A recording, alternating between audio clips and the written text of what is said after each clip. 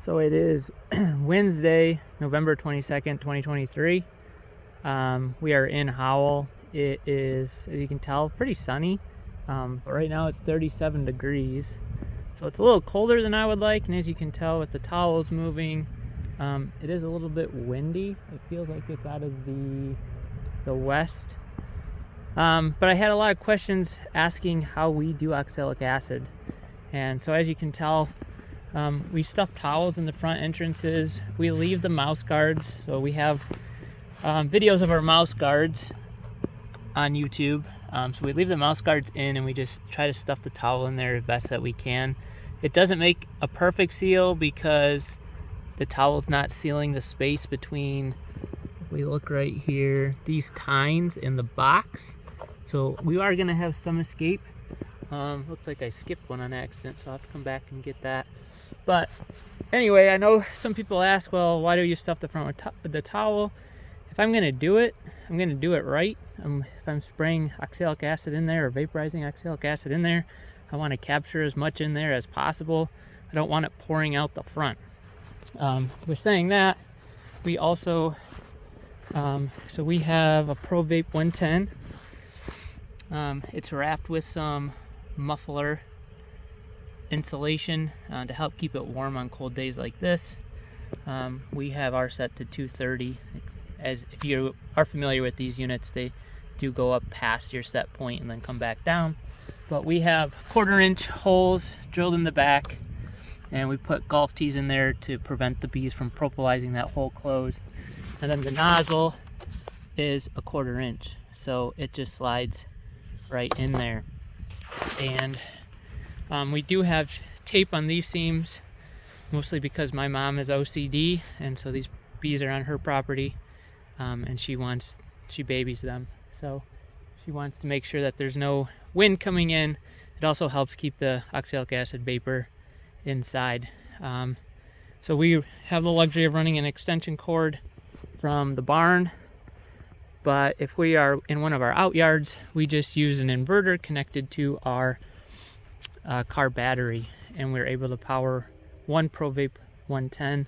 We tried to run two, but the inverter is just not strong enough, so we're looking into maybe potentially getting a second one to kind of speed things up. But that's how we do oxalic acid. We did purchase the plungers from Pro Vape, and I really like them. It speeds things up. You don't have to invert the gun, so you just plunge in your oxalic acid and it slides right in there and you can move on. I can have one loaded, so there's just zero downtime. Like I said, having two would be better, 2 guns. It's definitely doable to run 2 guns by yourself. I just don't have the power in any other yard but this yard. After we oxalic acid, after we do a vaporization to one colony, we leave it for a minimum of 10 minutes. We used to say 5, but when we would pull the towels off, sometimes you could see the oxalic acid vapor still coming out the front as the bees were venting the oxalic acid out. So it had not crystallized 100% of the stuff we just put in. And like I said, if I'm going to do it, I want to get the biggest bang for my buck. So I am going to leave the towels in as long as it's necessary. So we found the minimum time is about 10 minutes. And really it's only applicable to the last colonies that we do, because the first colonies are obviously going to be well past 10 minutes by the time we get done with all of these. But that's just kind of in a nutshell how we do oxalic acid. If there's any other questions, obviously we do have the protective gear. I would recommend definitely a face mask with the proper filters, so they're the pink and yellow ones. And then I wear these welding gloves just because I don't want to burn my hand by accidentally touching something I shouldn't touch. But so PPE is key, that is for sure. It's probably the worst part of this, to be honest, is just wearing that mask the whole day while you're doing this. If you do it the whole day, this will probably only take me an hour or so. Just moving right along, but that's what it looks like.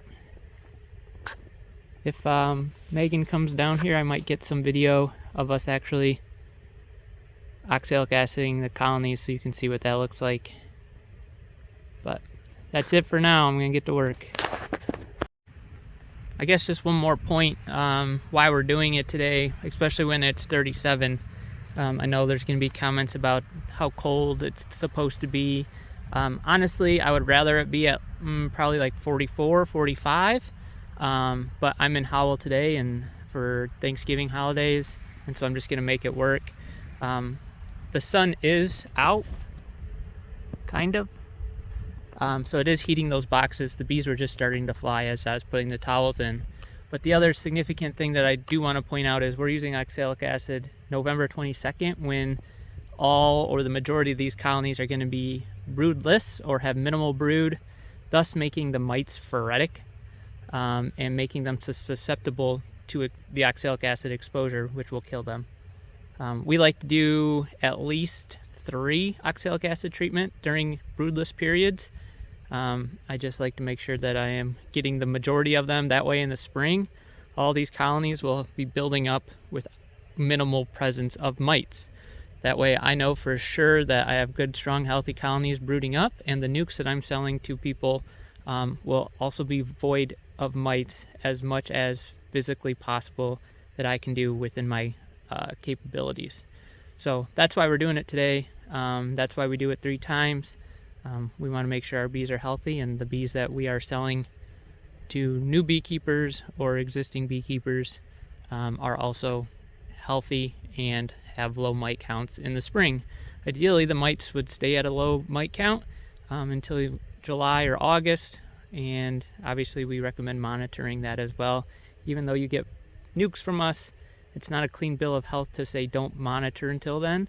Continually monitor. You never know what other beekeepers are in your area or all the other variables that go into beekeeping. But that's our method to our madness, so that's why we're doing it today. Like I said, it's a little cold, but it will work. The argument is the colder it is, the tighter the cluster is, and the less penetration that the oxalic acid actually gets into that cluster and then coating those bees. Ideally, if it's 44 or 45, the bees are in a very loose cluster. That oxalic acid vapor can move freely throughout the cluster and evenly crystallize on the bees, and thus killing more efficiently the mites, or more, you get a higher efficacy. But all right, that's it for now. I'm gonna get to work. All right, I don't know how well you're gonna be able to hear me with my mask on, but Megan did come down, so she's running the camera. And so we're on our 2nd row. I've gone through and I've taken out that tea that I showed in the beginning. And you can see, if she shows you the front of the hive, how much is actually still escaping, even with the towels in. If you dampen the towel, it holds, it's a better seal. But it also kills a bunch of bees because the bees stick to the towel, which gets cold. So we just let a little bit go out. But you can see we're still losing quite a bit. I'll show you the process here as this one finishes up. So generally, I will have filled this plunger with the oxalic. And then all we do is we move this one down, put the tea back in, go in through the opening in the back.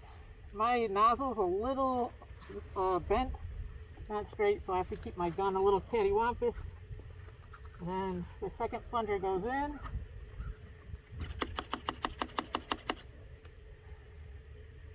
And while that hive's being treated, we move down the line. And sometimes these plungers get a little plugged up, and you have to just quickly unscrew them and break that oxalic acid that is solidifying up here. Break that away and screw it back.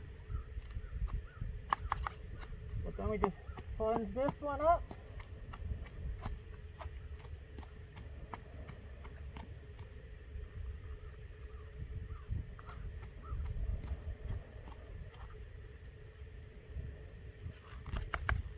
still not wanting to work.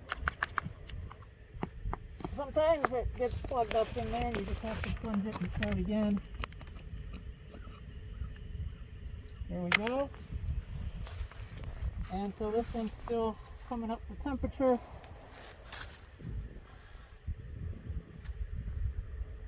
But as you can see, it takes quite some time to do this many colonies, and especially if we were to treat all of our yards, it takes us a good half day to get to everybody. And so we have to wait for nice weather and just kind of time it strategically. Like we're in Howell today, we were blessed with decent weather, so we're just taking advantage of it. So this is now back up to temperature. I will take the gun out, put my tea back in.